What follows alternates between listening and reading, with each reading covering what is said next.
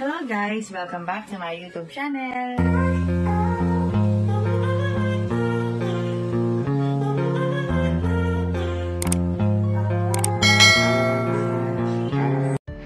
Trending ngayon ang ginawa ni Denden Lazaro sa isang fan. Kitang-kita dito sa video na may gustong makipag-heart-shape sa kanya. At ang ginawa niya ay hindi niya ito pinansin.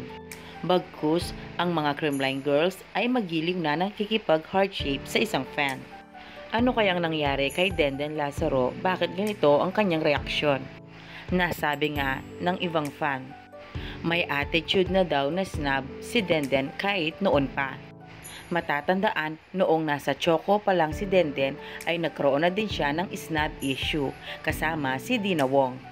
Sa mga nakaraang live ni Denden, nasabi din niya na naiirita daw siya sa mga nagpapapicture. Bakit kailangan pa daw gawin yun at makikita naman na busy sila at pagod. Sana naman daw ay respetuhin ng mga fans.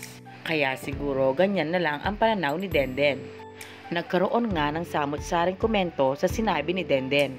Kaming mga fans, yun lang ang kaligayahan namin na makita ang aming mga iniidolo.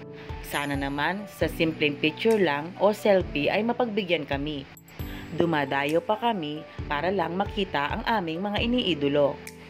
At ilan lang yan sa mga komento ng mga netizens. Nitong meet and greet nila kamakailan. Pansin sa video na si Denden lang ang hindi pumapansin sa mga fans. Tahimik lang siya at nakasimangot na para bang may malalim na iniisip.